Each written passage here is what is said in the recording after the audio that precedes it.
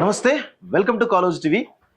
ఖమ్మంలో జరిగినటువంటి కూల్చివేతకు సంబంధించి దాదాపు 15 రోజుల నుంచి కూడా తెలంగాణ సమాజం నుంచి, వివిధ వర్గాల నుంచి, వివిధ రాజకీయ పార్టీల నుంచి, వివిధ సంఘాల నుంచి కావచ్చు, పెద్ద ఎత్తున కాంగ్రెస్ ప్రభుత్వం చేసినటువంటి ఒక దమనకాండ అవుతుందో దానిపైన చాలా పెద్ద ఎత్తున నిరసనలు వెలువడుతున్నాయి. దీనిలో భాగంగా విషాదర మహారాజ్ గారు గత వారం 10 రోజుల నుంచి కూడా ఈ ఇష్యూ పైన అక్కడికి వెళ్ళి మాట్లాడుతున్న విషయం చూస్తా ఉన్నాం.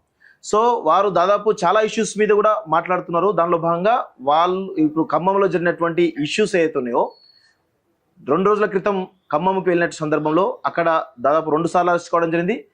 నిన్న ఉదయం 6 గంటలకు అక్కడ ఖమ్మంలో అరెస్ట్ చేసి హైదరాబాద్కు తీసుకొచ్చిన సందర్భం చూస్తున్నాం. సో దాదాపు మొన్నటి నుంచి కూడా ఈ ఖమ్మం వెలుగుమట్ల బాధితులకు న్యాయం జరగాలని చెప్పేసి కూడా నిరవధిక నిరాహార దీక్ష చేస్తా ఉన్నారు. సో వారిని అడిగి ఈ యొక్క అంశం పైన పూర్తి స్థాయిలో మాట్లాడే ప్రయత్నిద్దాం. ఎందుకంటే ప్రభుత్వం సైడ్ నుంచి కూడా దాదాపు ఏదైతే ఈ భూదాన్ భూములకు సంబంధించినటువంటి దాంట్లో 311 మంది బాధితులకు 75 గజాల చొప్పున మేము ఇంద్రమ్మ ఇల్లు కట్టిస్తామని చెప్పేసి కూడా చెప్పడం జరిగింది. సో ఆ డిస్ట్రిబ్యూషన్ కార్యక్రమం మరికొద్ది సేపట్లో ఖమ్మంలో 3 మంత్రుల ఆధ్వర్యంలో జరుగుతుందని తెలుస్తోంది. అసలు అది న్యాయబద్ధమైనటువంటి నిర్ణయమా కాదా, ఇలాంటి ఈ విషయాలపైన మాట్లాడే ప్రయత్నిద్దాం. సార్ నమస్తే అండి. నమస్తే. సార్, ఇప్పుడు ఖమ్మంలో ఒక ప్రభుత్వం ఒక నిర్ణయం తీసుకున్నది. 3 మంత్రులు కూడా మరికొద్ది సేపట్లో అక్కడ దాదాపు 311 మందికి పట్టాలు ఇస్తున్నట్టుగా తెలుస్తా ఉంది. దానికి సంబంధించిన కార్యక్రమం కూడా జరగబోతుంది. దీనికి మీరు సాటిస్ఫై అవుతున్నారా? బాధితులకు న్యాయం జరిగిందని అనుకుంటారా? 100% కాము మేము.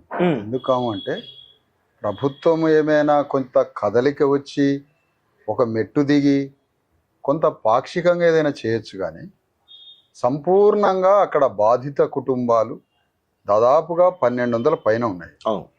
అన్ని కుటుంబాలకి అదే ప్రాంతంలో, అదే భూదాన ప్రాంతంలో అక్కడే ప్లాట్లు ఇవ్వాలి, పట్టాలు ఇచ్చి కూలగొట్టిన ఇండ్లని రీకన్స్ట్రక్ట్ చేసి ఆత్మగౌరవంతో వాళ్ళని సంపూర్ణంగా అక్కడ వాళ్ళని నిలబెట్టినప్పుడే గవర్నమెంట్ పనికి ఏదైనా మనం సంఘీభావం లేకపోతే అభినందన తెలియజేయచ్చు. కానీ అలాంటిది ఏమి లేకుండా జరుగుతున్న ఒక పెద్ద పోరాటాన్ని చూసి ఒక 25% 300 అంటే దాదాపు 1500లో 300 అంటే ఒక 20-30% కూడా లేదు. మరి ఆ మేరకే వాళ్ళు పట్టాలు ఇస్తామనంటే, ఆ పట్టాలు ఇచ్చి అక్కడ ఇందిరమ్మ ఇల్లు ఇస్తామంటే సుతారి పని చేసుకునే ఆయన కూడా 4 ఏళ్ళు కష్టపడి 30 లక్షలు పెట్టి కూడా భవనం కట్టుకున్న వాళ్ళు ఉన్నారు. మరి 30 లక్షల భవనం ఎక్కడ, ఈయన ఇందిరమ్మ ఇల్లు ఎక్కడ? కాబట్టి అది పూర్తిగా అన్యాయం. ఒక భవనాన్ని నేలమట్టం చేసి 30 లక్షల రూపాయల ఇల్లును కూలగొట్టి 5 లక్షల రూపాయల ఇందిరమ్మ ఇల్లు ఇస్తే అది కరెక్ట్ కాదు. మేము డిమాండ్ చేస్తున్నది అక్కడ బాధిత కుటుంబాలు ఎన్ని ఉన్నాయో ఆ 32 ఎకరాల్లో బాధిత కుటుంబాల మొత్తానికి ఇండ్లు కట్టియాలి, పట్టాలు ఇవ్వాలి. ప్రభుత్వం చేసిన దుర్మార్గమైన ఈ చర్య ఆనాడేమో నిన్నటిదాకా కలెక్టర్ వాళ్ళకి ఎట్లా ఉంటుందండి, అక్కడ వాళ్ళకి ఏమి హక్కు ఉందండి, వాళ్ళు అక్రమంగా లోపలికి పోయారండి అని 100 విషయాలు చెప్పిండు. ఇప్పుడు ఏ హక్కు ఉందని ఇస్తున్నావండి నువ్వు? ఈ 2 అడుగుతాం మేము. ఏ హక్కు ఉందని నువ్వు ఇస్తున్నావండి అక్కడ స్థలం? అంటే ఆనాడు హక్కు లేదన్నది నువ్వే, ఈనాడు హక్కు ఉన్నదన్నది నువ్వే. కాబట్టి నువ్వు వెంటనే బాధితులకి బహిరంగంగా ప్రపంచం ముందు క్షమాపణ చెప్పాలా. Revanth Reddy government through collector or ministers క్షమాపణ చెప్పాలి. ఆ బాధిత కుటుంబాలందరికీ, విక్టిమ్స్ అందరికీ పట్టాలిచ్చి ఇండ్లు రీకన్స్ట్రక్ట్ చేసి వాళ్ళకి కావాల్సిన ఆల్ ఫెసిలిటీస్, అక్కడ రోడ్లు లేవు, మంచినీళ్ళు లేవు, పంపులు లేవు, కరెంటు లేదు, నల్లాలు లేవు, ఏమి లేవు, వీధి దీపాలు లేవు, ఏమి లేవు, అవన్నీ కల్పించాలి. వెంటనే కాలనీకి కల్పించాలి. ఈ డిమాండ్స్ అన్నీ సాల్వ్ అయినప్పుడే మా నిరాహార దీక్ష మీద మేమేమైనా సమీక్షించుకొని కమిటీ కూర్చొని వాటి నుంచి విత్డ్రా అవుతాం. సో ఇప్పుడు దాదాపు 62 ఎకరాలు భూదాన్ భూములు అని చెప్పేసి తెలుస్తా ఉంది. కానీ 31 ఎకరాలు ఉందని చెప్పేసి కలెక్టర్ చెప్తా ఉన్నారు. ఇప్పుడేమో 9 ఎకరాల్లో 75 గజాల చొప్పున ఇస్తామని చెప్పేసి అంటున్నారు. దీన్ని మీరు ఎట్లా చూస్తున్నారు? అసలు ఫస్ట్ పాయింట్ ఏంటంటే మొత్తం 64 ఎకరాల భూమి ఇది భూదాన్ యజ్ఞ భూమి. అవును. 64 ఎకరాల్లో సరే 34 ఎకరాలు కూడా కబ్జాలు అయిపోయినాయి. అవును. వాటిని కబ్జా చేసిన వాళ్ళ పక్షాన గవర్నమెంట్ ఉన్నది. అవును. కబ్జా చేసిన వాళ్ళ దగ్గర నుంచి రిలీజ్ చేయట్లేదు. అవును. మరి ఇంత దుర్మార్గమైనటువంటి పనిలో ఇకపోతే 30 ఎకరాలలో వీళ్ళుంటే దీంట్లో 7 ఎకరాలు సెలెక్ట్ చేయడం. 7 ఎకరాలు ఏంది, 70 గజాలు ఫారెస్ట్ ల్యాండ్ దగ్గర 7 ఎకరాలు ఏంది, 70 గజాలు ఏంది, అసలు ఏంటి ఇది? అంటే ఇంత పెద్ద పోరాటం, ఇంత పెద్ద ప్రతిఘటన ఎదురవుతుందని రాజ్యము ఒక్క సెకండ్ కూడా ఊహించలేదు. ప్రజలంతా సెల్ ఫోన్ చూసుకొని కాంప్రమైజ్ అయ్యి జీవితాలు కాంప్రమైజ్ బతుకుతున్నారు. ఎవడు పోవాడు తిని ఇంటికాడ ఆడ చెట్ల కింద కూర్చొని సెల్ ఫోన్లు చూస్తారని అనుకున్నారు. కానీ సెల్ ఫోన్లే శాపాలు అయిపోయినాయి వాళ్ళకి. అవును. అందుకని ఈ సెల్ ఫోన్ నుంచి బయటపడి ప్రజల్లో తిరుగుబాటు స్వభావాన్ని, ప్రతిఘటన స్వభావాన్ని పాదుగొలిపినాం శిబిరం దగ్గర పోయి బాధితుల్ని. అవును. అందుకని మన బాధితులు రోడ్డు మీదకి వచ్చి బాధితులంతా రాజ్యం మీద తిరుగుబాటు చేసి యుద్ధాన్ని ప్రకటించినట్టుగా మీరు ఆ విజువల్స్ చూడొచ్చు. అవును. అంటే ఆ సామర్థ్యాన్ని వాళ్ళలో చాలా రోజులుగా మా శిబిరం మిగతా పార్టీల వాళ్ళలాగా ఒక క్షణం వచ్చి బీజేపీ, బీఆర్ఎస్, ఒక క్షణం వచ్చి కనిపించి కంటి తుడుపు చర్యలు చేసిండ్రు. కానీ మా పార్టీ, మా జేఏసీ కార్యకర్తలు అక్కడ శిబిరాన్ని ఏర్పాటు చేసుకొని అసలు వాళ్ళకి పబ్లిసిటీ, పేపర్ వస్తుంది ఏం తెలియదు. ఆడ 10 రోజుల నుంచి శిబిరంతో వాళ్ళ మంచి చెడు, వాళ్ళ హాస్పిటల్, వాళ్ళ బువ్వ, నీళ్లు, ఎవరైనా బో పెట్టేటోళ్ళు ఉంటే తీసుకొచ్చి పెట్టారు. ఏ మాట కామాడు బీఆర్ఎస్ వాళ్ళు ఎవరు భోజనం పెట్టారు. దాని కాదు, వాళ్ళ పక్షాన నిలబడి వాళ్ళలో కన్స్ట్రక్ట్ చేసి వాళ్ళు రోజు ఏడుస్తున్న దానికి ధైర్యం చెప్పుకుంటూ వాళ్ళని నడిపించుకుంటూ వచ్చారు సార్. ఇప్పుడు మేము ఫైనల్గా మేము ఏమన్నదంటే, ఆ భూమి మీద ఇంతకు ముందు ఏ విధంగా అన్ని కుటుంబాలు నివసిస్తున్నాయో వాళ్ళకి అఫీషియల్గా రెగ్యులరైజ్ చేసి పట్టాలు ఇచ్చి ఇండ్లు కట్టించి ఆ కాలనీకి కావాల్సిన ఆల్ ఫెసిలిటీస్ కల్పించాలని డిమాండ్ చేస్తున్నాం. నేను కూర్చున్నది కూడా ఆ నిరాహార దీక్ష ఆ డిమాండ్ తోటే. వాళ్ళు సాయంత్రం పూట ఏం ప్రెస్ మీట్ పెడతారో, ఆ మంత్రులు అసలు ఏమి వాళ్ళకి ఇస్తున్నారో, అసలు ఏమి టోకెన్స్ అయ్యి వాళ్ళు ఒక కాగితం అయితే తెస్తారు కదా, మరి ఏముంది ఆ కాగితంలో, ఏ హక్కు మీద మళ్ళీ ఇప్పుడు ఇస్తున్నారు, ఇది అసలు పర్మనెంట్ సొల్యూషనా, దీంట్లో మొదలభ ఏమైనా ఉన్నదా, ఇవన్నీ చూసిన తర్వాత దీక్షలో మొన్న కూర్చున్నటువంటి జాగృతి అధ్యక్షురాలు సోదరి కవిత గారు, మరి మేము ఇక్కడ శిబిరంగా ఏర్పాటు చేసిన మేము సంయుక్తంగా లేదా విడివిడిగా దాని మీద స్పందిస్తాం. ఓకే. అయితే ఇప్పుడు దాదాపు 700 నుంచి 800 మంది కుటుంబాలు బాధితులుగా ఉన్నారని చెప్పేసి ఒక లెక్క తెలుస్తా ఉంది. ప్రభుత్వం ఏమో 311 మందికి ఇస్తామంటున్నారు. మిగతా వాళ్ళంతా అనర్హులు, వాళ్ళకి ఆల్రెడీ గతంలో లబ్ధి పొందిన ప్రభుత్వం నుంచి, లేదంటే వాళ్ళకు ఎకరాల భూములు ఉన్నాయి, అందుకే మేము రేపు తీసినటువంటి ఒక వాదన వినిపిస్తా ఉంది ప్రభుత్వం నుంచి. దాని గురించి మీరేమంటారు? అసలు 3 రకాలుగా గవర్నమెంట్ డిఫర్ చేస్తుంది. నంబర్ 1, అక్కడ వారికి ఇంకొక కాడ ఇల్లు ఉన్నది, వారి తల్లిదండ్రులకు ఒక దగ్గర ఇల్లు ఉంది, ఇంకో దగ్గర జాగా ఉన్నది అనే పేరు మీద అనర్హుల్ని చేయటం. 2, అక్కడే ఉండి వీళ్ళకి నాయకత్వం వహించి ఉద్యమాలు చేస్తున్నారు, వీళ్ళ దగ్గర పైసా పరక తీసుకొని వీళ్ళు ఉద్యమాలు చేస్తున్నారు అని 2వ రకంగా ఎలిమినేట్ చేయటం. 3వది ప్రధానమైంది, వాళ్ళు ప్రభుత్వ పక్షాన నిలబడకుండా పోరాటాలలో పాల్గొనడం. పోరాటాల్లో పాల్గొన్న అయ్యారట, లేదా వాళ్ళకి నాయకత్వం వహించిన కుటుంబాలకు ఇయ్యారట. మొదటిది, వాళ్ళకి ఎక్కడైనా జాగలు ఆల్రెడీ ఉంటే ఇయ్యారట. ఉంటాయండి జాగలు, ఎంత పేదవాడికైనా 1 ఎకరమో 2 ఎకరాలు భూమి లేనో వ్యవసాయం చేసేటోడికి ఆయనకో బిడ్డకో ఎక్కడో ఒక చిన్న జాగా ఉంటది, అది సహజమైన విషయం కదా. 2 ప్లేసెస్ లో ఇండ్లు ఉండి 2 ప్లేసెస్ లో స్థలాలు ఉంటే నేరం? అది నేరం ఎట్లయిద్ది? మనిషికి ఉండాల్సిన అది హ్యూమన్, అది అనర్హత కింద తీసుకుపోయారంటే ఇక గవర్నమెంట్ లో మరి అందరికీ మరి లేవా? ఒక ప్రతి పర్సన్ కి వాళ్ళ ఫ్యామిలీలో ఉండవా? ఏ అర్హత? గవర్నమెంట్ సీలింగ్ ప్రాపర్టీ ఏమన్నా అదనంగా భూములు ఉన్నాయా? గవర్నమెంట్ పెట్టిన సీలింగ్ అదనంగా ఏమైనా ఇన్కమ్ ట్యాక్స్లు కట్టి వ్యాపారాలు చేస్తారా వాళ్ళు? అది కాదు కదా. ఇన్కమ్ ట్యాక్స్ వ్యాపారాలు కట్టి భూస్వాములాగా భూములుండి ల్యాండ్ సీలింగ్ కన్నా ఎక్కువ భూములు ఉంటే వాళ్ళు అనర్హులు చేయాలి. లేదా తెల్ల రేషన్ కార్డు కాకుండా వ్యాపారస్తులు అయి ఉంటే అనర్హులు చేయాలి. కూలి పని చేసేటోడికి కూడా 2 స్థలాలు ఉంటే తప్పెట్లయితుంది. అందుకని గవర్నమెంట్ ఏదైనా మార్పు ఏదైనా ఉండి చేంజ్ చేసి ఏదైనా మంచి చేయాలనుకుంటే అదేదో కంప్లీట్ ట్రాన్స్ఫార్మ్ కావాలి కదా తప్ప అలాంటిది ఏమి లేకుండా మళ్ళీ ఇందులో ఇలాంటి కిలాటకాలు పెట్టి అవి చేస్తే మాత్రం మూవ్మెంట్ చాలా పెద్దగా అవుతుంది. ఇప్పటికే మూవ్మెంట్ తోటి పూర్తి డ్యామేజ్ అయి అని వస్తుంది గవర్నమెంట్ని. అందుకని ఇప్పటికైనా చేసేది ఏదో మంచిగా చేయండి సంపూర్ణ. ఇలాంటి ఉద్యమాలు మేము కాదు ఇంకోటి పుట్టిస్తాడు, ఇంకొకరి కాడ లేస్తుంది. రెవల్యూషన్ అన్నప్పుడు ఒకే పాయింట్ లో లేవదు, స్ప్రెడ్ అవుతా ఉంటుంది. స్ప్రెడ్ అయిన కాడ యాక్టివిస్ట్ ఫెసిలిటీ ఉన్నవాడు తిరుగుబాటు చేస్తాడు. కాబట్టి ఇక్కడ మేము కోరేది ఏంటంటే చేసేదో సంపూర్ణంగా చేయండి. మాలాంటి వాళ్ళ యొక్క పోరాటాలు ఇవన్నీ వీటన్నిటిని దృష్టిలో పెట్టుకొని చేసేది సంపూర్ణంగా చేయమంటున్నాం. చేయకపోతే నిరాహార దీక్ష పోరాటం 100% కొనసాగిద్ది. అది ఏ రూపంలోనైనా ఎవరి రూపంలోనైనా ఈ మంట మండుతూనే ఉంటుంది. ఇప్పుడు మీరు 2 సార్లు ఖమ్మంకి వెళ్ళడం జరిగింది. మాలాంటి మీడియా ఛానల్స్ కూడా చాలా పెద్ద ఎత్తున అక్కడికి వెళ్ళి బాధితుల పక్షాన అక్కడ బాధితులు పడుతున్నటువంటి ఆవేదనను చూపించడం జరిగింది. మీరు కూడా మీ యొక్క సామాజిక మాధ్యమం చూపించడం జరిగింది. సో ఎవరైతే ఈ వాళ్ళకి జరిగినటువంటి అన్యాయం మీద మాట్లాడినారో వాళ్ళకు కూడా ఇవ్వము అని చెప్పేసి కొంత అక్కడ ఉన్నటువంటి రెవెన్యూ డిపార్ట్మెంట్ వాళ్ళ లేకపోతే అధికార సిబ్బంది లేకపోతే కొంతమంది వీళ్ళకి రిజెక్ట్ చేసినట్టు తెలుస్తా ఉంది. దీని గురించి మీరేమంటారు అసలు?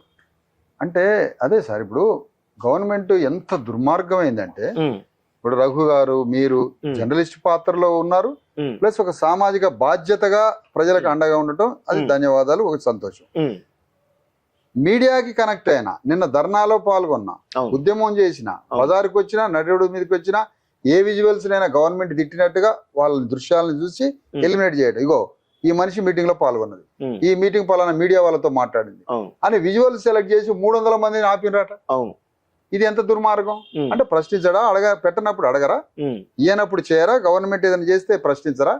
అట్లాంటి ప్రశ్నించే వాళ్ళని ఇంత దుర్మార్గంగా వాళ్ళకి ప్లాట్లు ఇవ్వద్దు అనుకుంటే, మనం చేసినాం కదా సార్ ధర్నా ఖమ్మంలో, అలాంటి ధర్నాలు రోజు ఖమ్మంలో జరుగుతాయని గవర్నమెంట్ ని హెచ్చరిస్తున్నాం. కానీ అట్లా ధర్నా చేసే క్రమంలో మీ కార్యకర్తల పైన లాఠీ చార్జ్ చేసి ఆల్మోస్ట్ 3rd degree కూడా ఇస్తున్న సందర్భంగా వీడియోలలో కాళ్ళు పట్టుకొని ఇట్లా పాత రోజుల్లో నక్సలైట్ల గిస్సలైట్ల తిరిగి కొట్టుతారు చూడు, పాత రోజులలో అప్పట్లో పోలీసులు విపరీతంగా కొట్టేది. ఆ విధంగా మా కార్యకర్తలను కొట్టింది సార్.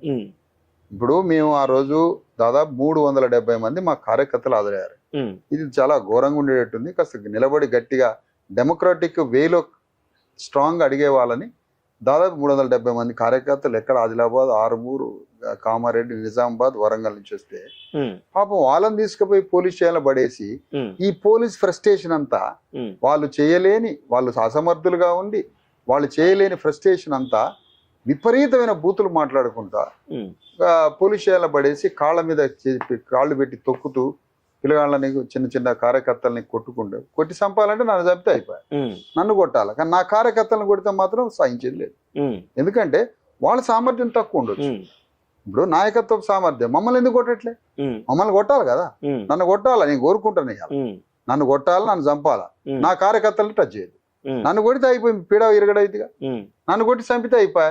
పిల్లగాళ్ళని ఎందుకు కొడతారు? కార్యకర్తలను ఎట్లా కొడతారు? ఇప్పుడు కార్యకర్తలు కొట్టిన సందర్భంలో వాళ్ళు వీక్ అవుతారు కాబట్టి మీ స్ట్రెంత్ తగ్గుతుంది, మీరు ఎట్లా పోరాటం చేయగలుగుతారు? మరి అదే చూద్దాం ఏ మేరకు కొడతారో. నిన్న వదిలిపెట్టినారు అడగంగా అందరం పోయి అడిగితే వదిలిపెట్టి డీజీపీకి రిప్రజెంటేషన్ ఇస్తే మరి ఇజ్జత పోద్దనో ఏందో వదిలిపెట్టారు.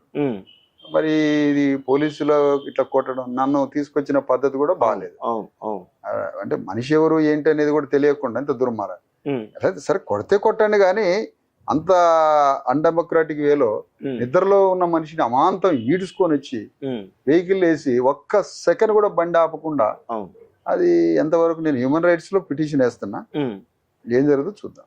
సో ఇప్పుడు ఎవరైతే ఈ వెలుగుమట్లకు సంబంధించిన దాంట్లో ఆడ గ్రామీణ పేదల సంఘం కావచ్చు, ఓపీడీఆర్ సంఘం సంబంధించినటువంటి నిన్న సాయంత్రం ఎల్బీ నగర్ లో అక్రమంగా ముత్తయ్య గారిని కిడ్నాప్ చేసినట్టు తెలుస్తుంది. వేరే వెహికల్ లో పోలీసులే కిడ్నాప్ చేసి తీసుకుపోయిన తెలుస్తోంది. అదే విధంగా ఇటు పరమేశ్వర్ అని, సంధ్య అని కొంతమంది ఎవరైతే ఉన్నారో వీళ్ళ కోసం ఖమ్మం వెలుగుమట్ల వాళ్ళు కూడా బాధితులే, వాళ్ళు వీళ్ళ కోసం పోరాటం చేసిన వాళ్ళు ఎవరైతే ఉన్నారో వీళ్ళని కూడా 10 కేసులు పెట్టేసి అరెస్ట్ చేస్తున్నారు. దాదాపు ఇప్పటికీ 8-10 మంది అరెస్ట్ అయినట్టు తెలుస్తుంది. ఇంకొక 14 మంది కోసం చూస్తున్నారు. అందులో మహిళలు కూడా చాలా మంది ఉన్నారు. సో ఇలాంటి అరెస్టులు చేయడం ద్వారా ఈ ఉద్యమాన్ని నీరుగార్చే ప్రయత్నం జరుగుతుంది అనుకోవచ్చా? నీరుగార్చడం ఎట్లయితే సార్, ఇది 100 రెట్లు పెరుగుతూ ఉంటే. ఇప్పుడు రాష్ట్రం అంతా అఫ్ కోర్స్ మూవ్మెంట్ లాగా రోడ్డు మీదకి రావచ్చు, షేప్ కనపడకపోవచ్చు, కానీ మెదడులో మైండ్ లో దావానం లాగా స్ప్రెడ్ కావట్లే భావజాల వ్యాప్తి. ప్రతి పర్సన్, ప్రతి సిటీ, ఇది ఎక్కడ రాజ్యారా? పేదోడు, ధనవంతుడు కూడా పేదోడి పట్ల ఆలోచిస్తాడు ఎప్పుడైనా. అరే ఏంది పేదోళ్ళు ఇట్లా కొడతారని టీవీలు చూసి తూ అని వస్తాను గవర్నమెంట్. అందుకని నేను ఈ సందర్భంగా మీ ద్వారా కోరేది ఏంటంటే, రేవంత్ రెడ్డికి లేదా అక్కడ ఉన్న మంత్రులకి, కలెక్టర్కి ఏమైనా కోపం ఉంటే నన్ను కొట్టి చంపండి, నా కార్యకర్తను ముట్టుకోవద్దు. అందుకని ఈ సందర్భంగా హెచ్చరిస్తున్నాం. కాబట్టి ఇది మూమెంట్ ఎక్కడ బ్రేక్ కాదు, తగ్గదు, ఇది మల్టిప్లై అవుతూ ఉంటుంది. ఒక రాజ్యం నుంచి మరొక రాజ్యానికి ఎందుకు షిఫ్ట్ అయింది సార్? ఎందుకు షిఫ్ట్ అయింది? యాంటీ గవర్నమెంట్ మైండ్ లో వచ్చినప్పుడు షిఫ్ట్ అయిపోతుంది గవర్నమెంట్. అందుకని ఇప్పుడు అదే జరుగుతుంది. ఇప్పుడు అరెస్ట్ల గురించి మీరేమంటారు? దాదాపు బాధితులే అరెస్ట్, చాలా మంది అరెస్ట్ అవుతున్నారు, డబ్బులు అరెస్ట్ అవుతున్నారు కదా. అదే ఏదో అక్కడ భూబాధితులు వాళ్ళ మీద రెండు విషయాలండి. ఒక గవర్నమెంట్ పాలక వర్గంలోనే ఉన్న ఒక real estate broker, upper caste real estate ruling class broker అందులోకి పోయి అందులో కొందరిని కరప్ట్ చేస్తున్నాడు. ఎవరు? పొంగులేటి శ్రీనివాస్ రెడ్డి, తుమ్మల నాగేశ్వరరావు? నేను అనేది అట్లా కాదు. ఒక పొలిటికల్ సెటప్ లో నుంచి వాళ్ళ ఎంకరేజ్మెంట్ తో, వాళ్ళ సహకారంతో ఒక రియల్ ఎస్టేట్ బ్రోకర్ ఉన్నాడు. ఆ రియల్ ఎస్టేట్ బ్రోకర్ కి వీళ్ళు చెప్పేది ఏంటి అంటే, ఆ భూబాధితుల వర్గంలోకి పోయి వాళ్ళలో ఒక నలుగురిని నువ్వు కరప్ట్ చేసి, ఈ నలుగురు నువ్వు 5గురు కలిసి ఆ క్యాంపు మొత్తంలో 10, 20, 30, 40 అట్లా ఆ రకంగా వసూలు చేసి ఆ విధంగా చేసి కరప్ట్ చేయించే పనిని ఇతనికి ఒప్పజెప్పారు. ఇతను ఒప్పజెప్పినప్పుడు ఎవరైనా నలుగురు కరప్ట్ అయ్యారనుకున్నాం, ఎవరైనా వాళ్ళ ఫ్లాట్ అమ్మేండ్రు అనుకున్నాం, లేకపోతే 10 రూపాయలు వసూలు చేసిండ్రు అనుకున్నాం. అలాంటి వాళ్ళు ఎవడన్నా 1% ఉంటే ఆ కల్ప్రిట్స్ ని గవర్నమెంట్ ఐడెంటిఫై చేసి పోలీసులు వాళ్ళని ఎలిమినేట్ చేసి డిలీట్ చేసి వానికి పట్టాలు అందకుండా అవసరమైతే క్రైమ్ నమోదు చేయమనండి, కేసు పెట్టమనండి. అక్కడెవడో ఇద్దరు కరప్ట్ అయితే ఆ ఇద్దరిని అడ్డం పెట్టి టోటల్ గా అక్కడ ఉన్నటువంటి ల్యాండ్ లో మొత్తానికి మేము ఇయ్యాము. కలెక్టర్ దగ్గర నేను కలవడానికి పోతే ఓకే 30 మినిట్స్ మాట్లాడండి, పాపం మాట్లాడండి. కానీ ఆ కలెక్టర్ మీకు తెలుసా అండి అక్కడ ఏం జరుగుతుందో, అక్కడ రియల్ ఎస్టేట్ బ్రోకర్ ఉన్నాడండి, అక్కడ ఎన్ని పట్ట, అరే ఆ సమస్య 2-3 4 వాళ్ళని చూపించి 1500 మంది పట్టాలు ఆపుతావా, 1500 మంది ఇళ్ళు కూరుస్తావా? అది రాంగ్ కదా. అందుకని అక్కడ ఏదన్నా మీకు అనిపిస్తే ప్రూఫ్స్ తోటి దానికి సంబంధించినటువంటి ఆధారాలతోటి క్రైమ్ బుక్ చేయండి, అరెస్ట్ చేయండి, తప్పైతే తప్పు అని చెప్పండి. కానీ ఆ పాయింట్ పట్టుకొని టోటల్ ప్రాజెక్ట్ ఆపొద్దు అనేది మా డిమాండ్. సో దీని వెనకాల ఇప్పుడు ఈ భూదాన్ భూములకు సంబంధించిన వెనకాల ఏదో కుట్ర జరుగుతుంది, పొంగులేటి శ్రీనివాసరెడ్డి కానీ తుమ్మల నాగేశ్వరరావు పెద్ద కుట్ర చేస్తున్నారు, దీని వెనకాల రియల్ ఎస్టేట్ మాఫియా ఉంది అనేది పెద్ద ఎత్తున వినిపిస్తున్నటువంటి విషయం. సో దీని గురించి మీరు ఏం చెప్తారు క్లియర్? బేసికల్ గా శ్రీనివాస్ భాయ్, ఇప్పుడు ఎప్పుడైనా కూడా ఒక ప్రైమ్ లొకేషన్ కి ల్యాండ్ వచ్చింది. అవును, అంటే ఖమ్మం పట్టణం అనేది తెలంగాణలో అతిపెద్ద సిటీగా ఆవిర్భవిస్తుంది. ఎంత అంటే హైదరాబాద్కి పోటీలాగా వస్తుంది ఆ సిటీ. అటు కొంత ఆంధ్ర ప్రాంతం దగ్గర ఉండడం, ఇటు ఈ రకంగా the same time 2 national highways పోతున్నాయి దీనికి లెఫ్ట్ రైట్ గా. రెండింటి మధ్య ఈ స్థలం ఉంది. ఒకటి హైదరాబాద్ టు వైజాగ్, ఒకటి నాగపూర్ టు మచిలీపట్నం పోర్ట్.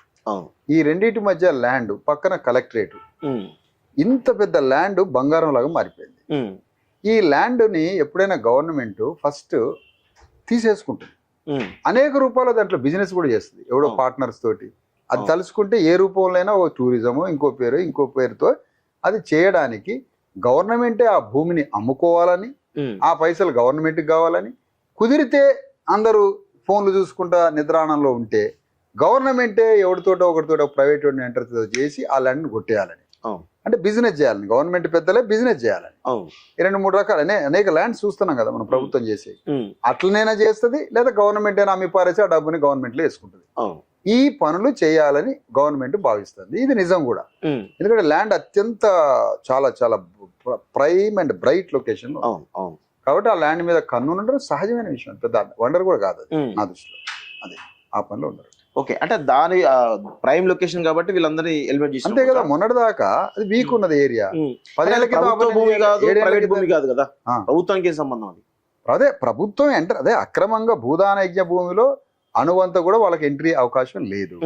అందుకని ఇప్పుడు సాయంత్రం ఏం చెప్తారో చూడాలంటున్నా.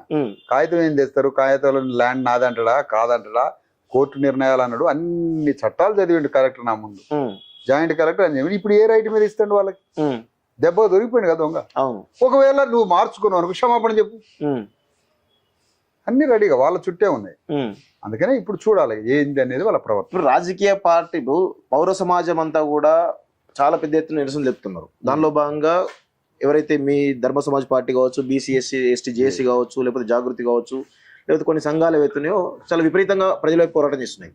కానీ ప్రధానమైనటువంటి పార్టీలు బీజేపీ నుంచి మొదలుపెట్టుకుంటే కాంగ్రెస్ కానీ, లేకపోతే బీఆర్ఎస్ కానీ, కమ్యూనిస్టులు కానీ, వీళ్ళెవరు కూడా వాళ్ళ పక్షాన లేరు.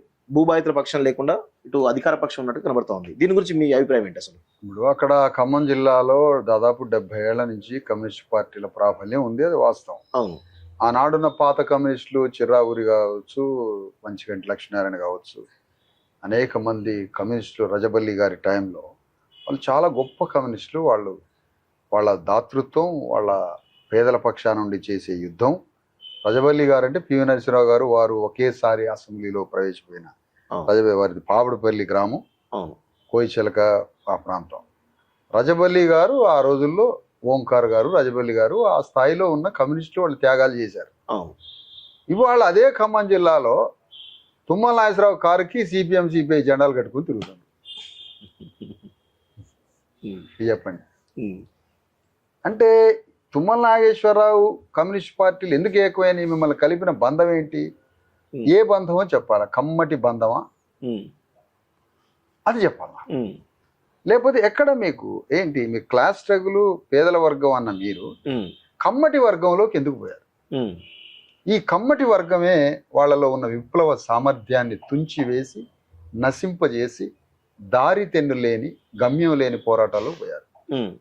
మరి అందుకని ఈరోజు మా శిబిరం దగ్గరికి వారు ఏమి రాలేదు. మరి మిగతా పార్టీలు ఏంటంటే సరే వాళ్ళని వర్గరీత్యా బీఆర్ఎస్ బీజేపీ వారు ఉన్నత వర్గం అంటాను లేదా అగ్రవర్ణం అంటున్నాం, వాళ్ళు రాకపోవడం ధర్మం, వారి ధర్మం అది రాకపోవడం. వీరు రాకపోవడం ఏ ధర్మం? కమ్మ ధర్మమా కమ్మటి ధర్మమా? మీలాంటి పెద్దలు చెప్పాలి. సో ఇప్పుడు మీరేమో అగ్రవర్ణాలు ఇంత పెద్ద కుట్ర వేసి చెప్పేసి అంటారు, కానీ మీరు మాత్రం కవిత లాంటి అగ్రవర్ణ పక్షం ఉన్నటువంటి కవిత లాంటి జాగృతితో కలిసి మీరు పోరాటాలు నిలుస్తూ ఉంటారు. మీ వాక్యంలో రెండు ఉన్నాయి. అగ్రవర్ణం చేయట్లేదు అంటారు, చేస్తే మరి సహకరించట్లేదు అంటారు, రెండు అంటున్నారు. మీరు చాలా సందర్భాల్లో అగ్రవర్ణాలు విలమలు కానీ ఇటు రెడ్లను కానీ లేకపోతే కమ్మాలను కానీ చాలా పెద్ద ఎత్తున విమర్శిస్తూ ఉంటారు కదా. అలాంటి మీరు కవిత గారితో పోరాటాలు ఎట్లా చూస్తున్నారు? ఇప్పుడు కాళోజీ శ్రీనివాస్ గారు బేసిక్ పాయింట్ ఏంటంటే కవిత గారి యొక్క సామాజిక జాగృతి ఉద్యమం లేదు రాబోయే రోజుల్లో పార్టీ. ఖమ్మంలో ఒక భారీ పెద్ద ఎత్తున వేలాది మంది నివసిస్తున్న కుటుంబాల మీద భారతదేశంలో ఏనాడు చవి చూడని ఒక ఘోరమైన సంఘటన జరిగింది. అంత పెద్ద దాడి జరిగినప్పుడు వారు ఇమీడియట్ గా స్పందించి దీని మీద కొట్లాడాలి, ఎంతకైనా పోరాటం చేయాలి. ఆ పోరాటం చేయాలి అన్నప్పుడు అక్కడ దిగి రంగంలో దిగి వాళ్ళకి బాధితులకు అండగా నిలబడి రాజ్యం మీద యుద్ధం చేయాలి అని వారు నిర్ణయానికి వచ్చి పలానా ఖమ్మానికి సంఘటనకు వచ్చినప్పుడు వారితో కలిసి మేము ప్రయాణం చేయడానికి వారిని మేము ఒక మాట అడిగాం. అమ్మ, ఇది మిగతా పార్టీలాగా కంటి తుడుపు కాకుండా సమస్య పరిష్కారం అయ్యేంత వరకు మీరు రాజ్యం మీద యుద్ధం చేస్తారా అని అంటే, మీరు ఒకవేళ ఆగినా నేను మాత్రం ఆగను అన్నది.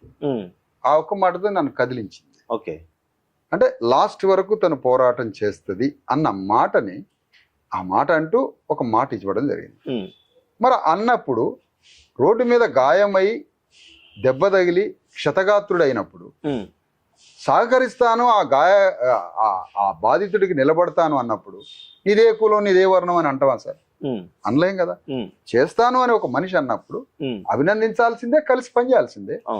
వారిని మనం ఏమంటున్నాం? పాలసీ మేటర్ చెప్తున్నాం. రాష్ట్రంలో పలానా వెలమలు, పలానా రెడ్లు, పలానా బ్రాహ్మణులు, పలానా కమ్మలు, పలానా కర్ణాలు ఈ దేశ వ్యవస్థని, రాజ్యాన్ని, సమాజాన్ని దోపిడీ చేశారు అని ఒక పాలసీ చెప్తున్నాం.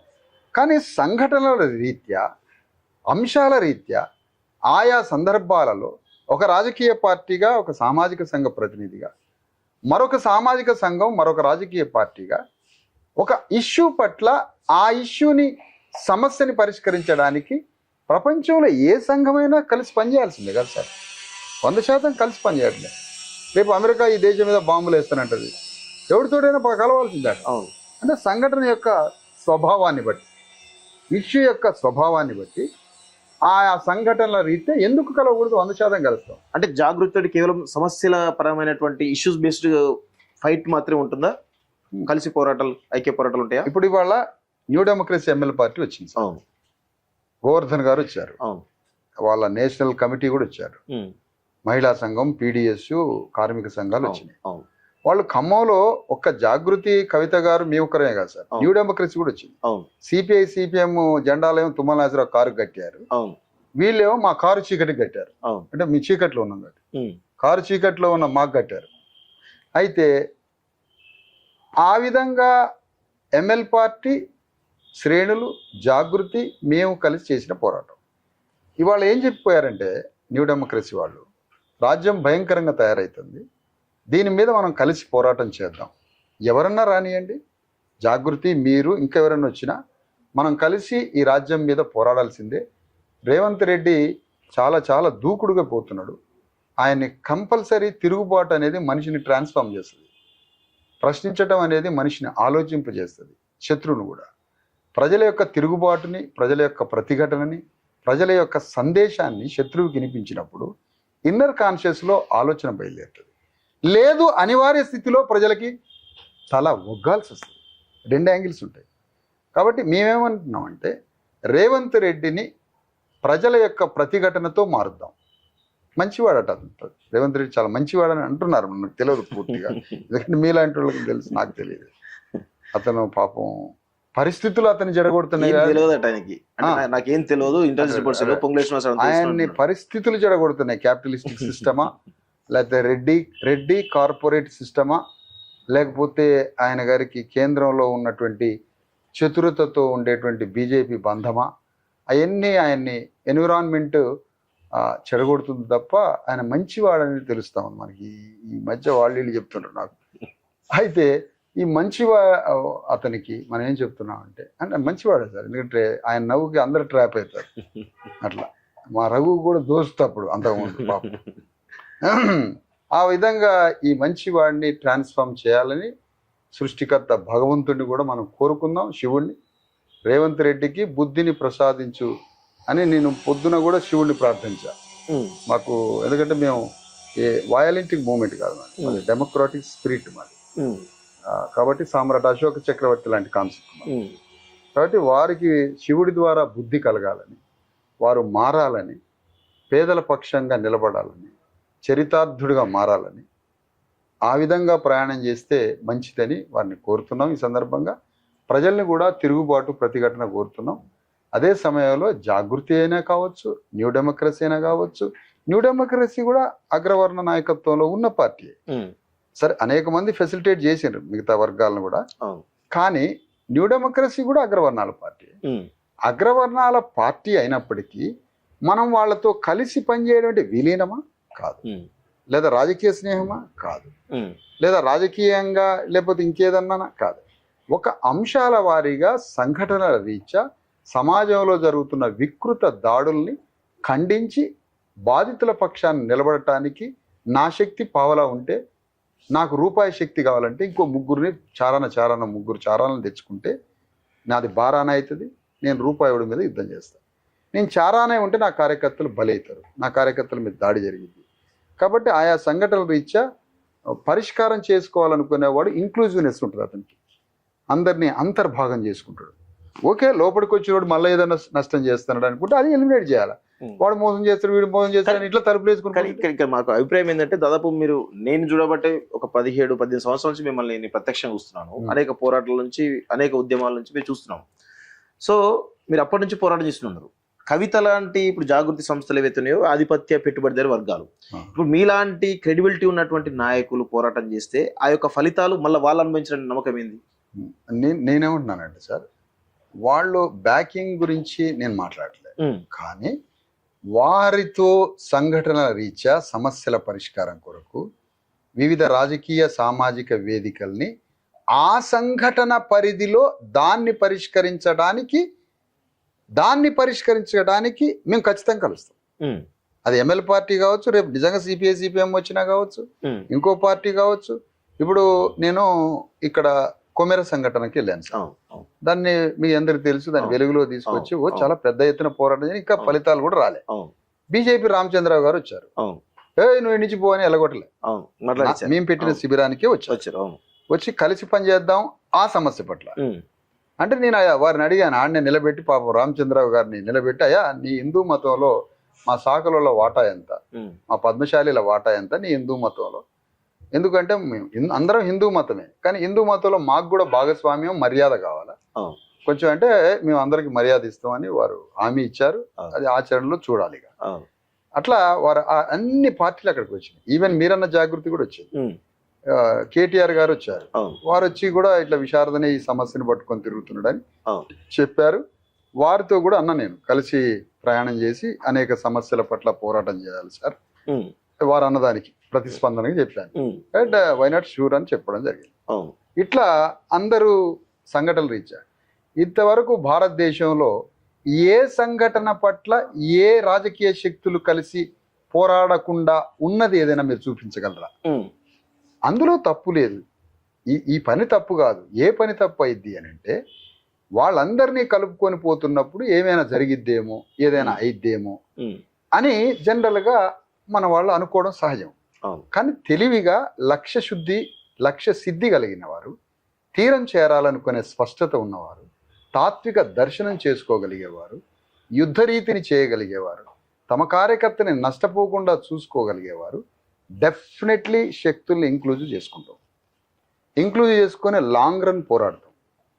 మొన్న ఎవరో మన అన్నారు, అదే ఖచ్చితంగా లాంగ్ రన్లో సమస్య పరిష్కారం చేసే ఈ పని మొదలైంది. ఈ పని మొదలవుతున్నప్పుడు ఇప్పుడు బీఆర్ఎస్ని ఒక మాట అన్నాం సార్, మీరు ఈ పాయింట్ పట్టుకోండి. ఏమన్నాం, అక్కడ ఎక్కడ కలిశారు, మనకి కొమెర సంఘటనలో కలిశారు, ఇక్కడ మన ఖమ్మంలో కలిశారు.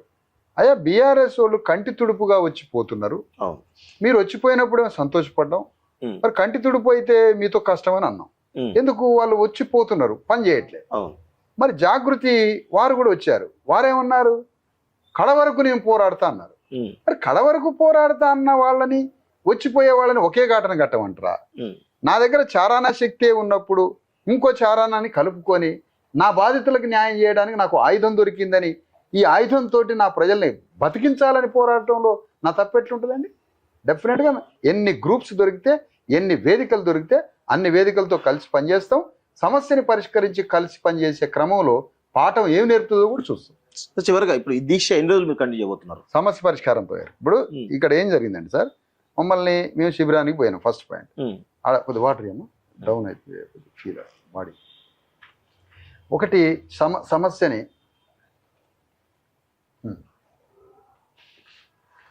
శిబిరం సార్, అంతకుముందే నేను 2 times పోయొచ్చాను సార్.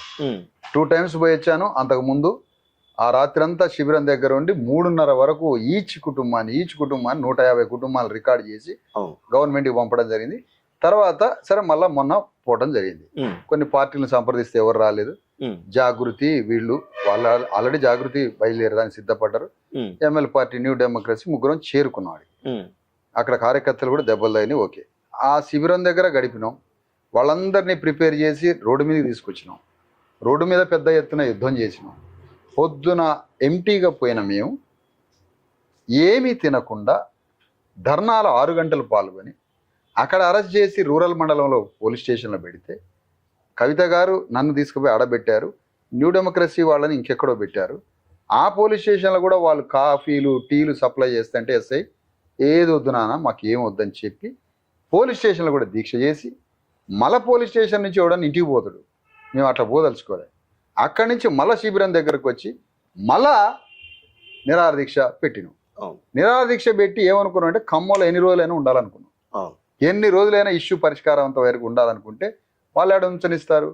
మా వాళ్ళు పొద్దున్నే కాస్త కాలకృత్యాలకు పోయే టైంలో దాదాపు చాలా మంది కార్యకర్తలు అటు ఇటు పోయారు, టీ తాగడానికి పోయారు. వాళ్ళు స్ట్రాటజికల్గా ఏం చేశారంటే 3ంటికి అరెస్ట్ చేస్తాం అని అన్నారు. మా వాళ్ళు 3ంటికి 4ంటికి మంచి రెడీగా అందరు కాసుకొని ఉన్నారు. కాసుకొని ఎవడు రాడి ఇవాళ కాదులే అని మళ్ళీ ఛాయ్ తాగడానికి పోయారు, టీలు తాగడానికి పోయారు. అంతా అటు ఇటు పోయింది చూసి కొద్దిగా తగ్గు ముఖాన్ని చూసి అప్పటికే 200 మంది సైన్యాన్ని రెడీగా పెట్టుకొని ఉన్నాం. ఆ పగులు ఉన్నటువంటి చాలా మంది ఏమో చిన్న చిన్న లోకల్లో అటు ఇటు పోయారు. మళ్ళీ అక్కడికి వచ్చారు. బాధితులనేమో మేము లోపలికి పోయి పడుకొని అన్నాం. వాళ్ళే ఎంతసేపు అని అన్నాం. వెంటనే కాస్త టీలు ఇట్లా తాగడానికి పోయే టైంలో వచ్చేసి నిద్రలోనే మనిషిని తీసుకుపోయి నిద్రలోనే లిఫ్ట్ చేయడం అంటారు దాన్ని. తీసుకుపోవడం అంటేనే మనిషిని అంటారు. లిఫ్ట్ అంటే ఇక మన మనిషి కాదని ఎత్తుకపోవడం అనమాట. అట్లా అమాంతం ఎత్తుకపోయి కార్లు వేసారు అనమాట. అంటే ఒకేసారి ఒక 200-300 సైతాన్ల మీద పడ్డట్టయింది నా మీద.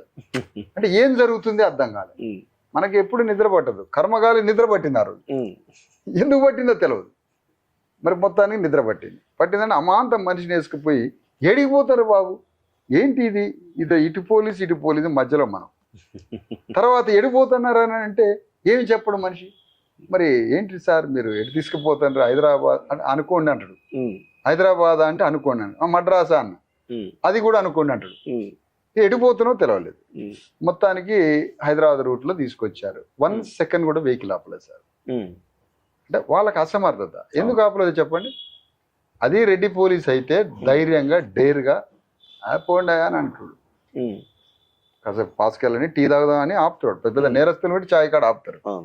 వీళ్ళు ఏంటంటే మా వాళ్ళు బానిసలు కదా, పెద్ద ఆయన చెప్పిండు పైన అధికారి, అమ్మా ఏదన్నా ఇంత అయింది అనుకో అని. ఆ పెద్ద ఆయన ఉన్నాడు కదా, పెద్ద ఆయన స్వార్థపు లోకం, ఆ పాట పాడుకుంటూ ఆయన మమ్మల్ని దింపితే, ఒకవేళ మమ్మల్ని దింపి ఏదన్నా అయితే ఎందుకు అందుకనే పెద్ద ఆయనకి ఇచ్చిన వాగ్దత్వ బానిసత్వం అంటారు దీన్ని. వాగ్దత్వ బానిసత్వం అంటే ఇచ్చిన మాటకి కట్టుబడి ఉండటం మా శూద్రుల లక్షణం. వాగ్దత్వ బానిసత్వంలో మా బోనకల్ ఎస్ఐ గారు, వాగ్దత్వ బానిసత్వంలో పక్కన ఉన్నటువంటి ఇద్దరు, మేము ఫస్ట్ క్యాస్ట్ అడుగుతాం సార్, మేము మీరేమనుకోదు, ముందు మేము పేరు అడగం, నీ కులం ఏమిటి అని అడుగుతాం. ఇప్పుడు మీతో కూడా ఇంత చక్కగా కూర్చొని మాట్లాడి మీరు పద్మశాలి సామాజిక వర్గం నుంచి వచ్చిన ఓ అద్భుతమైనటువంటి హృదయం అని వచ్చినాం అంటే మాకు నవ్వు కూడా వస్తుంది, ప్రేమకు వస్తుంది నవ్వు, అంటే మనస్ఫూర్తిగా మాట్లాడుతుంది. మా వాడు వచ్చిండ్రు అని, అమ్మ ఏంది రాయి ఇట్లా. ఆ విధంగా ఇద్దరు, ఆయన ఒక డ్రైవరు, అందరి సామాజిక వర్గాన్ని కనుక్కుంటే SC/BC సార్ అని చక్కగా చెప్పారు వారు. చెప్పి మరి ఏంది నాయన, మరి పెద్ద పెద్ద దొంగలు ఇట్లా బేడీలు వేసి టీ దాపిస్తారు కదా, ఛాయ్ దాపిస్తారు కదా, నాకు ఒక టాబ్లెట్ వేసుకునేది బాబు, టాబ్లెట్ వేసుకునడానికి పలానా దగ్గర బ్యాగ్ ఉంది ఆపండి అన్న. లేదు సార్, మేము దొరగారికి మాటిచ్చాక మీరు టాబ్లెట్ లేక సత్యం మాకేంటి, పైన మాటిచ్చాక అని మా వాళ్ళు దొరగారికి పైన మాటిచ్చారు కాబట్టి పొరపాటున మరి వారు బ్యాగు టాబ్లెట్కి ఆపలే. సార్ నాకు ఆ టాబ్లెట్ పేరు గుర్తుంది, మెడికల్ స్టోర్ కాడ ఆపేయండి అని అంటే, నో వాగ్దత్వ బానిసత్వం. అట్లా మెడికల్ స్టోర్ దగ్గరకి పోనీయలేదు. కనీసం ఒక టీ తాగుతా సార్ అన్న, వద్దు, అది కూడా టీలో నేను మిల్క్ వాడను, షుగర్ వాడను, కంప్లీట్ బ్లాక్ కాఫీ. నేను బ్లాక్ కాఫీ కూడా అమ్ముడుపోతా సార్, అంత బానిస నేను బ్లాక్ కాఫీ. అది ముందే చెప్తున్నాను, బ్లాక్ అంటే నేను లేచేదే బతికేదే బ్లాక్ కాఫీ కోసం. అది పోయండి అన్న, ఎందుకంటే దాంట్లో ఏ కార్బోహైడ్రేట్ ఉండదు, ఎనర్జీ ఉండదు అంటే అది కూడా పోయామన్నారు. అది నోట్లోకి పోయండి అన్న, పాస్ పోస్తా అన్న, దేనికి అవకాశం లేదు. ఇద్దరు పోలీస్ కానిస్టేబుల్ మధ్యలో ఉండి మళ్ళీ నవ్వటం వాళ్ళు, ఎందుకంటే నవ్వటం వాళ్ళు, ఎందుకంటే పైన దొరగారికి వాగ్దత్వ బానిసత్వం ఇచ్చినాం కదా, ఇచ్చినాక బా దొరికిండ్రా అని మనం వేటకు పోయినప్పుడు ఒక జంతువుని వేసుకొని కాల్చుకొని తింటే నవ్వొస్తుంది చూసావు, బా దొరికిందిరా ఇయ్యాలని. అట్లా పట్టకపోయారు సార్. పట్టుకొచ్చి ఒక్క సెకండ్ కూడా ఎక్కడ ఆపాలి, అట్లా బాడీ మొత్తాన్ని కుదేసేసరికి ఇక్కడ దింపేసరికి నేను అంటే ఒకటేసారి దాంట్లో నుంచి వెహికల్లో నుంచి నిద్రలో నుంచి 4 hours and 4.5 hours జర్నీ చేసేసరికి కాసేపు ఇట్లా షేక్ అయింది. అసలు మనకు కాదు, జనరల్గా ఎప్పుడు కాదు, వెరీ స్ట్రాంగ్. ఉపవాస ధర్మం ఎంత పెరుగుతుంటే మాకు ఎంత ఎనర్జీ పెరిగినట్టు ఉంటుంది. అంటే బాడీలో ఉపవాసం అంటే అంత టోటల్ బాడీ అంతా క్లీన్ అయితే మంచిగా ఎనర్జీ ఉంటుందని ఆ విధంగా పోతే అక్కడ పడిపోయాను.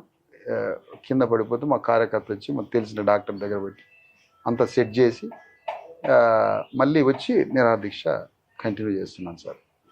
సో ఎన్ని రోజులు ఇట్లా కంటిన్యూ చేస్తారు, ఎప్పటివరకు కంటిన్యూ చేస్తారు, దీని మీ యొక్క డిమాండ్స్, ప్రధాన డిమాండ్స్ ఏంది అసలు?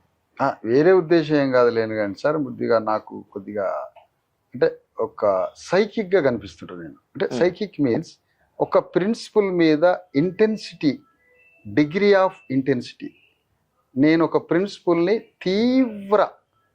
తీవ్ర మనస్తత్వంతో, తీవ్ర ఉద్దేశంతో, తీవ్ర సంకల్పంతో ఒక ప్రిన్సిపల్ మీద ఉన్నప్పుడు నేను ఎన్ని రోజులైనా ఉంటా సార్, తప్పదంతే. చూసాం పాదయాత్ర కూడా 10,000 పాదయాత్ర అంటే ఆ మాట ఇన్నోడు గుండె ఆగి చచ్చింది, చేసినోడు కాదు, ఇన్నోడు గుండె ఆగింది. ఇది ఇట్లా ఉంటుంది అంటే ఇట్లా ఉంటుంది. రూల్స్ అండ్ రెగ్యులేషన్స్ ఉండవు ప్రపంచంలో. నువ్వు క్రియేట్ చేస్తే నీదే రూల్, నేను క్రియేట్ చేస్తే నేనే రూల్. బట్ రూల్స్ దీనికి విధేయతగా ఉంటే చాలు, అంతే. అందుకని నేను ఎంత దూరమైనా పోతా సార్. నన్ను పట్టించుకునేటోడు ఎవడు లేడు, సచ్చినా పట్టించుకునేటోడు, నేను పెద్దగా సమస్య లేదు, అంతా ఓకే. కాబట్టి నేను ముందుకెళ్ళిపోతా. ఓకే, సమస్య. సో చివరిగా రేవంత్ రెడ్డికి, పొంగులేటి శ్రీనివాసరెడ్డికి, తుమ్మలకు మీరేం చెప్పదలుచుకున్నారు? వాళ్ళు అసలు వాళ్ళ పేర్లు కూడా పెద్ద ఐడియా లేదు సార్. నేను ఎప్పుడు అంబేద్కర్, ఫూలే, సాహు మహారాజ్, సంత్ రవిదాస్, కర్ణాటక మహారాజ్ మన బసవేశ్వరుడు, యోగి వేమన, వీరబ్రహ్మం గారు, తమిళనాడు కరుణానిధి, ఇట్లా దాదాపు 150 మంది పరివర్తకుల పేర్లు చదివి నా నోటి మీద నీచుల పేర్లు చదివిస్తాను సార్. నాకు అసలే ప్రధానంగా వెనుకున్నటువంటి వ్యక్తులు వాళ్ళే కదా. మీరు ఏదైనా యాపిల్ పండు, మామిడి పండు అని అనండి, నాకు కొద్దిగా ఎనర్జీ వస్తుంది. అసలే ఆకలి మీద ఉన్నాడు, పండ్ల పేర్లు చెప్పకుండా నా కళ్ళు బీకేవుడి గురించి మాట్లాడితే సార్. సరే, అయితే వాళ్ళంతా ఒక గ్రూప్ కదా. వాళ్ళు ఏంటంటే ఇప్పుడు కమ్మ వారికి అక్కడ కొద్దిగా ఇద్దాం, కమ్మాస్ అనే వాళ్ళని ఫెసిలిటేట్ చేసుకుంటాడు రేవంత్ రెడ్డి అందరి వాడట. అయితే ఆయన ఏంటంటే అక్కడ ఉన్న కమ్మాస్కి బహుమానంగా ఖమ్మం జిల్లా ఇచ్చారు. మా రాజ్యాన్ని మేము ఏలుకుంటామని. తెలంగాణ ఒక రాజ్యం, మళ్ళీ అందులో ఖమ్మం జిల్లా ఒక సంస్థానం. ఆ సంస్థానానికి ఈ తుమ్మల నాగేశ్వరరావు గారు, ఇంకొక ఆయన ఎవరండి, పువ్వాడ, ఇది కాదు వీళ్ళ పార్టీని, శ్రీనివాస్ చౌదరి రెడ్డి గారు. ఎందుకంటే ఆయనలో ఆ రెడ్డి పటేల్ గిరి కనపడదు, ఆయన అది చౌదరి ఇస్తే స్మార్ట్ చౌదరి. ఆ స్మార్ట్ చౌదరి వీళ్ళంతా ఏంటంటే ఖమ్మం జిల్లా వాళ్ళకి ఇచ్చేశారు.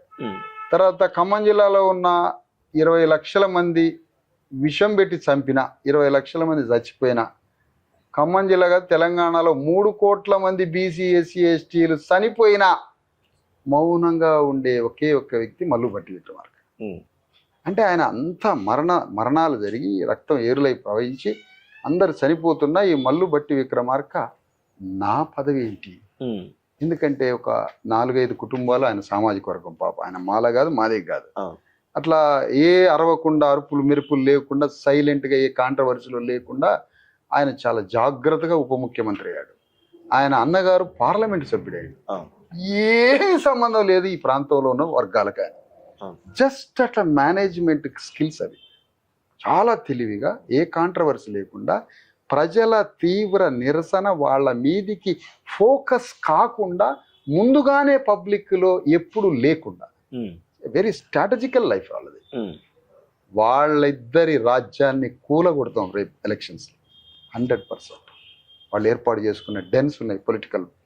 ఎందుకు అంటున్నామంటే డాక్టర్ అంబేద్కర్ కాన్స్టిట్యూషన్ ద్వారా ఎస్సీ ఎస్టీలకి నియోజకవర్గాలు ఇచ్చి ఆ నియోజకవర్గాలలో ఉన్న ఎస్సీ ఎస్టీ ప్రజల హక్కుల కోసం ఒక అన్నని పార్లమెంటుకు పంపిస్తే, ఒక తమ్ముడిని అసెంబ్లీలోకి పంపిస్తే, ఒక అన్న పార్లమెంటు సభ్యుడైండు, ఒక తమ్ముడు ఇక్కడైతే అసెంబ్లీలో ఖమ్మం జిల్లాలో ఉన్న ఎస్సీ ఎస్టీల యొక్క మీద దాడి చేసి ఆ వెలుగుమట్లలో ఘోరాతి ఘోరంగా వాళ్ళని హింసిస్తే తమ్ముడు అక్కడ మాట్లాడకపోయా. ఖమ్మంలో అన్న నాగర్ కర్నూలు పార్లమెంట్లో నాగర్ కర్నూలులో కొమిర బాధితుల మీద దళితుల మీద దాడి జరిగితే అన్న మాట్లాడకపోయా. ఈ అన్న ఎస్సీ ఎస్టీల గురించి మాట్లాడమని పార్లమెంట్లో పంపించింది అంబేద్కర్, తమ్ముడిని ఎస్సీ ఎస్టీల గురించి మాట్లాడమని పంపింది అంబేద్కర్. ఈ ఇద్దరు ఎంత దుర్మార్గం ఇది! ఎవరన్నా వీళ్ళిద్దరి మీద ఫోకస్ పెట్టినరా? మనం మర్చిపోయాను, డిసప్పియర్ అయిపోయింది. ఇతను కాంట్రవర్సీలో లేనివాడు డిసప్పియర్ అవుతాడు. రేవంత్ రెడ్డి ఫోకస్లోకి వచ్చిండు. ఓకే, రేవంత్ రెడ్డి తన ధర్మం కాబట్టి పాపం పెద్ద ఆయన బీసీ ఎస్సీ ఎస్టీల మీద యాంటీగా ఉన్నాడు, ఆయన రెడ్లను కాపాడి చెప్పేసాడు డైరెక్ట్. ఎలక్షన్స్ టైంలో నా రెడ్డిస్ పెద్ద వ్యవసాయదారులు, నా రెడ్డిస్కి రాజ్యం రావాలా, మేము మొదటి నుంచి రూలింగ్ క్లాస్ రా, మేము పటేల్ గిరి అన్నాడు ఓపెన్గా. పెద్ద ఆయనకి గ్రేట్ చెప్పాడు ఆయన. కానీ మరి ఇతను నేను ఎస్సీని నేను బీసీని అనుకుంటూ వీళ్ళు వచ్చారు. అందుకని కాన్షీరామ్ పరిభాషలో వీళ్ళు సరిహద్దు మనుషులు. సరిహద్దు మనుషులు అంటే వాళ్ళు దళారులు, వాళ్ళు మార్కెట్ చేశారు. అందుకనే తెలంగాణలో రెవల్యూషన్ రాకపోవడానికి ఎనిమీ కన్నా మోస్ట్ డేంజరస్ దళారులే. అంటే ఇదంతటే మనం సరిచేయాల్సిన పెద్ద బాధ్యత ఉన్నది. కాబట్టి ఈ బాధ్యతలో చాలా పెద్ద పని చేయాలి. ఈ పనిలో మీరు జర్నలిస్ట్గానే పాత్ర కాకుండా మీరు ఒక సామాజిక బాధ్యులుగా కూడా ఇంతవరకు మీరు కూడా బాగా పనిచేస్తున్నారు. ఈ విషయంలో మీరంతా సహకరించాలి ఈ పోరాటంలో అని కోరుతున్నాను. Thank you sir. సో ఇది మొత్తానికైతే విషాదర మహారాజ్ గారు ఖచ్చితంగా ఈ యొక్క ఇష్యూ చివరి వరకు ప్రతి ఒక్కరికి న్యాయం జరిగే వరకు ఈ నిరవధిక దీక్ష కొనసాగుతున్నది. ఎంతవరకైనా మేము పోతూనే ఉంటామని చెప్పి చాలా స్పష్టంగా వారు చెప్తున్నారు. చూద్దాం ఇది మరి ఖమ్మం వెలుగుమట్ల ఇష్యూ మరి ప్రభుత్వం ఏ విధంగా స్పందిస్తుంది, ఏంది ఇంకా ఈ రోజు జరిగే కార్యక్రమం కావచ్చు, దాని తర్వాత జరిగేటువంటి విషయాల పట్ల ప్రభుత్వం ఏ విధంగా స్పందిస్తుందో చూడాల్సిన అవసరం అవుతుంది. చూస్తుండండి college TV. Thank you very much.